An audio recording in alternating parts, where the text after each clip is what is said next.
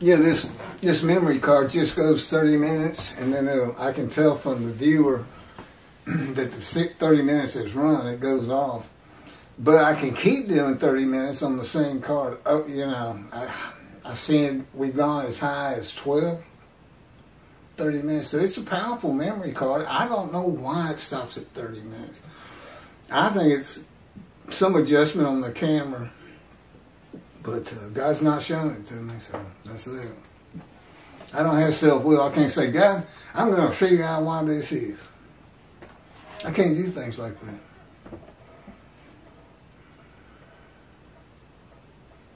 Uh-oh. I think my page skipped. Hold on, I got to find out where I was. Oh, it's the test of devotion.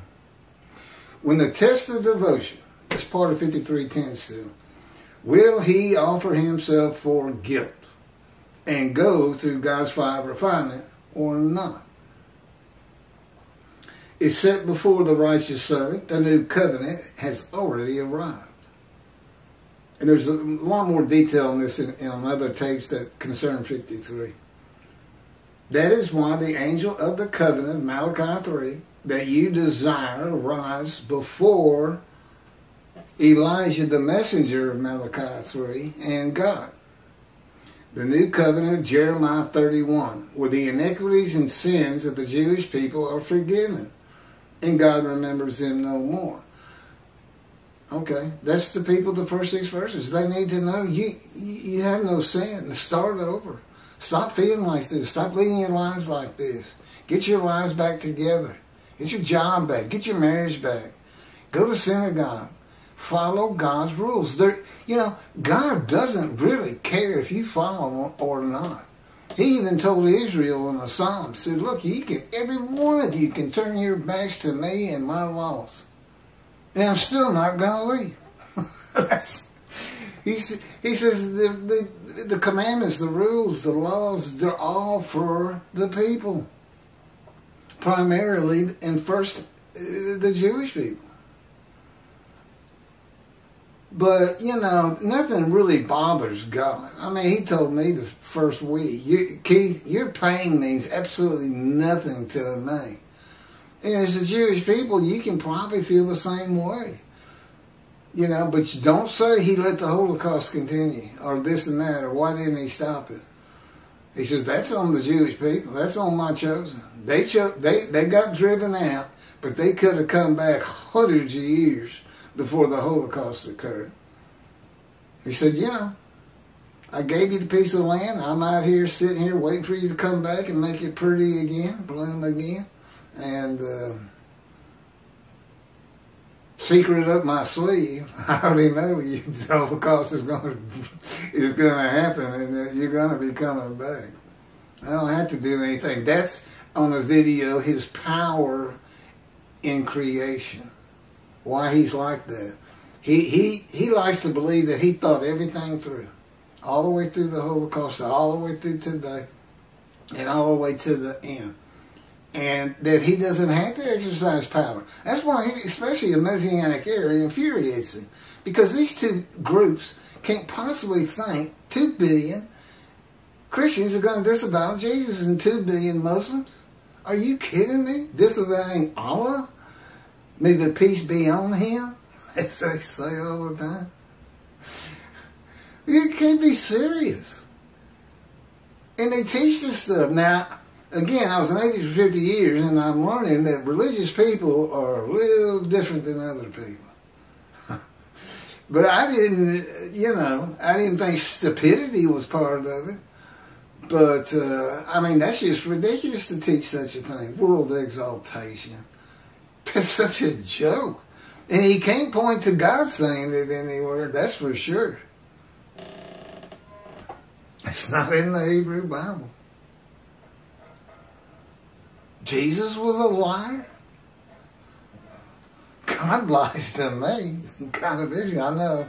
Everybody says he can't lie. He said, would I lie? Am I a man that I would lie? That's not even saying you're not a liar. But he says, no, the truth is it's the fire of refinement. Well, it had me think, okay, it's going to be over today. This is the last time you hurt. This is the last time I make you suffer. And then I wake up, and he hits me with everything he's got. That's in his regular arsenal. You know, just to upset me. More emotional pain, more maltreatment.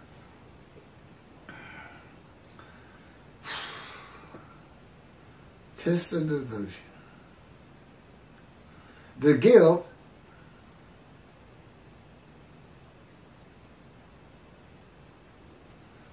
I don't know if I read it. The guilt and emotion is from not following the laws and teachings of God by the Jewish people. God's forgiveness of the sins of the Jewish people removes their guilt, not the offering of the righteous servant for it. That is why it is just a test. God knows this before he covenants with the man. That's me. We made an agreement. I'll go through your fire refinement, which, by the way, he didn't explain very well. Nor did I realize how long it was going to take. I got hoodwinked. If I would offer myself for the guilt. Become his righteous servant, make the many righteous. It sounded like a great thing. Plus, I had a death sentence put on me by the doctors. So even might receive long life. I pretty much trust that he was going to let me live a long life if I went through the fire.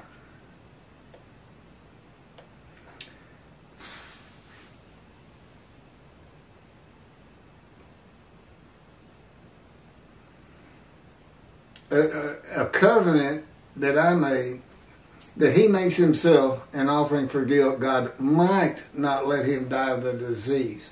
A test of devotion, trusting that God will not let him die.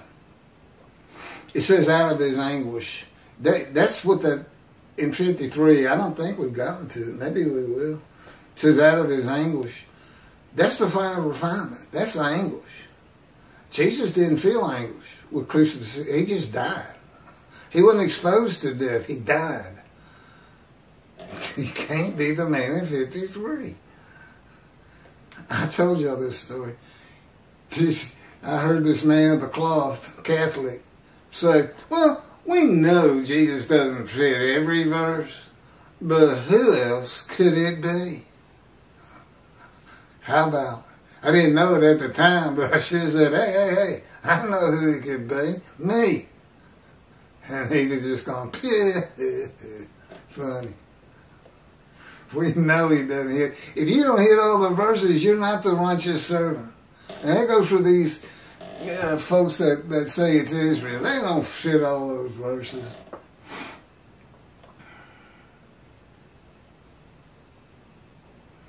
The primary purpose of verse 10 is not to test the devotion. It is to make certain that the animal sacrificial, atonement, and worship laws of the Torah cannot be used by the man described, for the man described, as the Christians do. Anyway, with the human sacrifice of Jesus.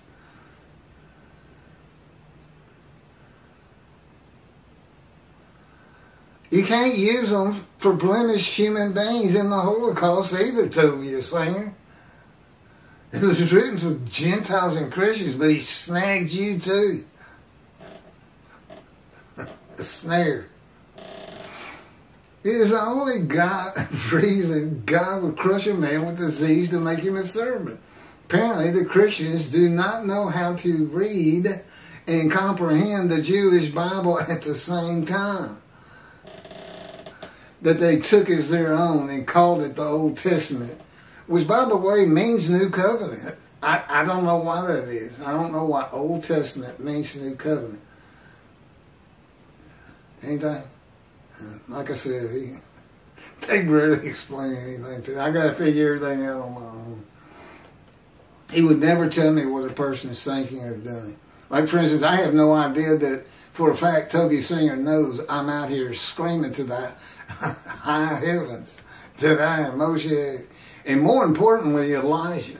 Because if my efforts to get the third temple built are not successful, and I don't convince the Jewish people to do it, the land's going to be, Israel's going to be utterly destroyed. Not by God and his power, by the Middle East in all probability, and probably Islam. Iran's multiple nuclear bombs, Lebanon's rockets, Egypt getting involved, Jordan. You know, Israel has the strongest and best army and air force in the Middle East. But they can't take on 4 or 5 at one time. They're not that good. And David's shield, where they shoot down rockets coming in, those are powered by men. They're guided by men. It's not all computer. And you know, they've been known to miss. But also, the number could be just too high for the shield to stop it. But it's good to have. Don't get me wrong. You cannot offer an animal blemish or with defect. So God blemishes and disfigures the man. No man would refuse God. God does not need a man's permission to make him a servant. He is God. In the book of Ezekiel, as we have seen, God had his spirit cease. And God seasoned him. The spirit has no power. God's in his spirit. Seized Ezekiel and made him suitable for the purpose of being a prophet to the Assyrian Babylon exiles in his fire of refinement. Yeah, the angel of his presence, no power. There's only one power in the heavens, and that's God. There's no angel with power. The Christians think there's evil armies fighting God's angels and stuff all the time. No, there's no power like that. Nobody has power. There's no Satan. There's no Lucifer. It's just all made up. So everybody's got, this is killing me about religion. Everybody just makes stuff up. Jesus isn't unblemished. He lies 10 different times in your book.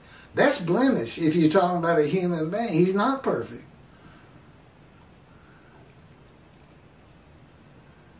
Just make stuff up. And all these rabbis, all of Judaism teaching Messianic era and world exaltation, the world speaking Hebrew. Okay, I'm Moshiach. Assuming God's not going to do it, and there's nothing to make you think he would do it, how am I going to get 1/3 of the population of this world of 6 billion people, China? How am I going to get them to speak Hebrew? But I don't even speak it myself. And I sure don't speak Chinese. I'd have to say, well, I'm leaving on to go make the Chinese speak Hebrew. It's a stupid idea. Now, in antiquity, I mean, nobody knew how many people were around. Everything looked like a country town and things like that. You know, they could believe these things. And that's you got to break down how this was written in antiquity first, and for the illiteracy of those who had to be taught from it. God knew what the Christians would do with the words wounded, punished, maltreated, bruised, crushed, and chastised, and they did. And apparently so they told you. Here's Leviticus. They took the book he gave his children, the Jewish people, and called it their own, saying that Jesus, the unblemished Lamb of God, is described by Isaiah 53. The man is blemished with defect, receives long life, sees his children, and makes the many righteous by his knowledge, not by his blood. Isaiah 53 is a snare for the day of the Lord and God's wrath on the Christians and Gentiles in general, passed to them from his people to in Isaiah 51. And my description begins in 52. I'm his instrument. I am his instrument to take that wrath. And I got to teach the rabbis who are the servants. Okay, this is what you need to do with Christians. Forget this world of peace. We're getting ready to stir things up. Actually, Jesus did say it's just what he was going to do.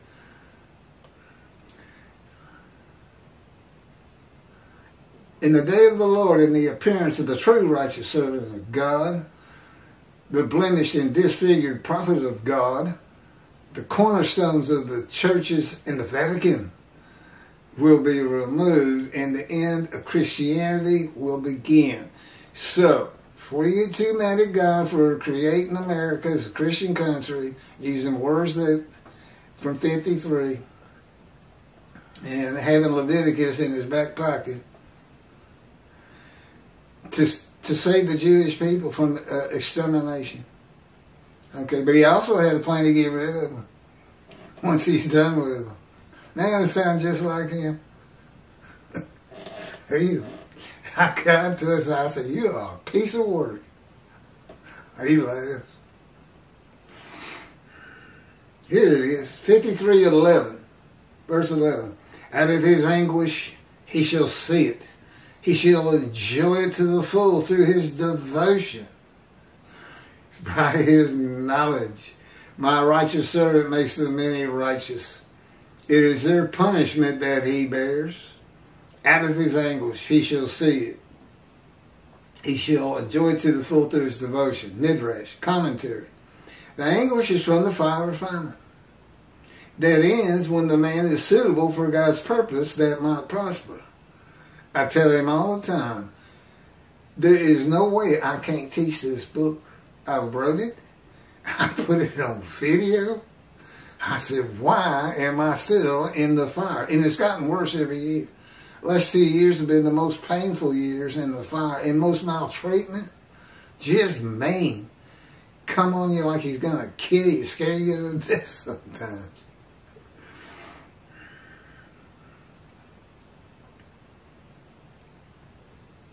The anguish from fire refinement. Okay. This is also a reference to Isaiah 11:2, where one of the attributes of the Spirit that alights upon the Anointed One is a spirit of devotion and reverence for the Lord. 53:12. Assuredly, I will give him the many as his portion. He shall receive the multitude as his spoil. For he exposed himself to death. Look, the many, he makes the many righteous. The many are the people, the first 6 verses. Because God says, look, surely I will give him the many as his portion. In Tobiah's commentary on 53:10, he says Hitler received a portion. Lampshades made with the skin of Jews. As his portion. So I'm back again. Tobiah, are you saying this is Israel? Which he does. Or are we talking about Hitler making a sacrifice? A guilt offering. Which is a compensatory offering. But I don't think he owed the Jews anything. I don't think he broke any religious relics. Why didn't they just stick with the Talmud?